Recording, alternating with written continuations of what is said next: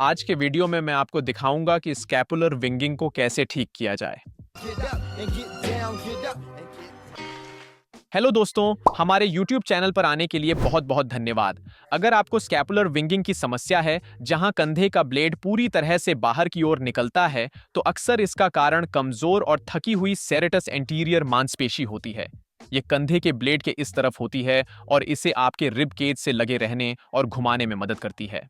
जब भी आप अपनी बांह हिला रहे हों, स्कैपुलर विंगिंग की समस्याओं का समाधान फिजिकल थेरेपिस्ट अक्सर दो आम व्यायामों से करते हैं। मैं इसे जल्दी से दिखाने जा रहा हूं। सबसे पहला व्यायाम केवल एक स्कैपुलर पंच होता है, तो वह इसे यहां पकड़ेगा और ऊपर और नीचे की ओर मुक्का मारेगा। अब जबकि यह व्यायाम सेरेटस एंटीरियर को सक्रिय करने में अच्छा हो सकता है, समस्या यह है कि यह सेरेटस मांसपेशी की केवल एक क्रिया पर काम कर रहा है, जो प्रोट्रैक्शन और रिट्रैक्शन है। इसके साथ समस्या यह है कि यह काफी बार पेक्टोरल मांसपेशी को भी सक्रिय कर देता है, जो कि बहुत से लोगों में सेरेटस कमजोरी की वजह से होता है। तो यह वह व्यायाम नहीं है जो मैं वास्तव में मेरे किसी भी मरीज को सुझाता हूं। दूसरा आम व्यायाम जो आप देखेंगे वह है सेरेटस पुशअप। अक्सर इसे यहां पर बिस्तर पर ऐसे किया जाता है। आप देख सकते हैं एड के कंधे के ब्लेड्स जो बिस्तर से धक्का देकर पीठ घोल कर रहा है और फिर ब्लेड्स को करीब लाता है। वह अपनी सेराटस मांसपेशियों का उपयोग करते हुए सावधानी से अपने कंधे के ब्लेड को धीरे से आगे और पीछे की ओर ले जा रहा है। अब जबकि यह पहली वाली से बेहतर एक्सरसाइज है क्योंकि हम बंद श्रृंखला में हैं, इसका समस्या यह है कि यह केवल सेराटस मांसपेशी को लगभग 90 डिग्री हाथ की ऊंचाई पर काम कर रही है। तो अगर आपके पास कंधे के विंगिंग की कोई समस्या है, खासकर ऊपर की ओर जाते समय, तो यह इसे जरूरी नहीं कि पूरी तरह ठीक कर सके। यह सिर्फ सिरेटस मांसपेशी के सीमित कार्य पर काम कर रहा है, जो प्रोट्रैक्शन और रिट्रैक्शन है, पर जरूरी नहीं कि यह ऊपर की घुमाव में मददगार हो, जिसे हमें भी अच्छे से देखना जरूरी है। इसके बजाय हम एक व्यायाम करेंगे जिसे सिरेटस वॉल स्लाइड कहते हैं। इसके लिए एक फोम रोलर चाहिए। आपके लिए निर्देश ये हैं कि अपनी ऊपरी पीठ को गोल करें, पहुंचें, अपनी हाथों को दीवार में लगाएं और फिर कंधों की ब्लेड्स को ऊपर की ओर घुमाएं, जबकि सांस छोड़ते रहें। एरिक क्रेसी को उन टॉप्स के लिए शाबाशी। चलो इसे फिर से एक बार देखें। उसके पास फोम रोलर सिर के ठीक स्तर पर है, उसकी भुजाएं लगभग पूरी तरह से समानांतर हैं। वो करेगा ये कि सोचकर शुरू करेगा कि अगर हाथ यहां है तो वो अपनी ऊपरी पीठ गोल करेगा। वह अपने कंधे के ब्लेड थोड़े दूर धकेलकर ऊपरी पीठ को अच्छे से गोल बना रहा है और उन्हें शरीर के करीब कसकर रख रहा है। फिर वह हाथों को ऊपर और बाहर करने का सोचेगा और फिर से इसे बहुत ऊंचा करने की जरूरत नहीं है और कोहनी को फैलाने की कोशिश नहीं करनी चाहिए।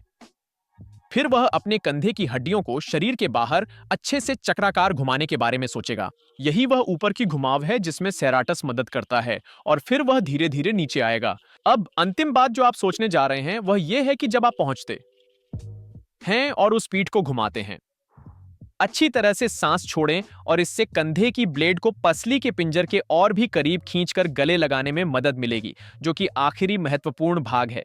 ऊपरी पीठ के लिए 3 आर हैं: पीठ को गोल करना, कंधे की ब्लेड को घुमाना और सांस छोड़ना, जो हमें सेराटस एंटीरियर मांसपेशी को सही तरीके से जुटाने में मदद करते हैं। अब इस अभ्यास को और बेहतर बनाने के लिए आप एक बैंड को कलाई के चारों ओर डाल सकते हैं।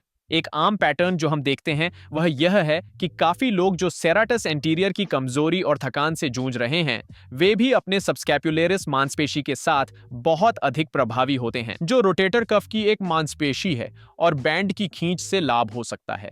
इससे रोटेटर कफ की अन्य मांसपेशियां सक्रिय हो सकती हैं और इसे कम प्रबल बनाए रख सकती हैं, जिससे सेरेटस अधिक प्रभावी रूप से सक्रिय होता है। यह हमारे बेसिक वॉल स्लाइड से थोड़ा उन्नत है। सुनिश्चित करें कि आपके हाथ बैंड को दबाए हुए हैं और वही संकेत अपनाएं। पीठ को गोल करना, दीवार के खिलाफ हाथ को बढ़ाना, कंधे के ब्लेड को बाहर घुमाना। पहले मेरे इलाज में ऐसे मरीज आए हैं जिनको सेराटस सक्रियता में दिक्कतें हुई थीं। ऐसा करने पर उन्हें कंधे में हल्का कसाव, इम्पिंजमेंट होता है। अगर आपके पास कोई साथी या सहायक है तो आप अपने हाथ को उस कंधे के ब्लेड के चारों ओर आराम से ले जा सकते हैं। यहाँ कंधे के ब्लेड का निचला हिस्सा है। आप वास्तव में अपनी उंगलियां ले सकते हैं और कंधे के ब्लेड की ऊपर की दिशा में घूमने में सहायता करते हैं जब वे आगे आते हैं। यह अक्सर देखा जाता है कि यह करते समय आपके कंधे के सामने की चुभन काफी हद तक कम हो जाती है। जब वे ऊपर की ओर घूम रहे होते हैं तो मैं उस कंधे के ब्लेड को ऊपर घुमाने में मदद कर रहा हूं, जो अक्सर उन लोगों के लिए एक समस्या होती है जो हाइट में कुछ उठाने में समस्या का सामना कर रहे होते हैं। उदाहरण के लिए एलीट भारोत्तोलक डैरेन बार्ट्स को क्लीन में दर्द का अनुभव हुआ। अब उसकी पीठ देखकर आप देख सकते हैं कि उसका बायां कंधा उतना ऊपर नहीं घूम रहा था जितना दूसरी तरफ। और याद रखें, ये सेराटस एंटीरियर मसल का एक मुख्य कार्य है। गति की कमी के चलते उठाते समय संयुक्त यांत्रिकी प्रभावित हो सकती है। ऊर्ध्वाधर घूर्णन बढ़ाने के लिए हमने सेराटस वॉल स्लाइड की उन संकेतों के साथ जो आपने सीखे और थोड़ा ओवर प्रेशर भी उपयोग किया जिसे हम देखना चाहते थे। अभ्यास के बाद उसने तुरंत ही कंधे में कम दर्द महसूस किया, जिससे वह अगले हफ्ते बिना किसी दर्द के वह भार उठा सका जो उसने महीनों से नहीं किया था।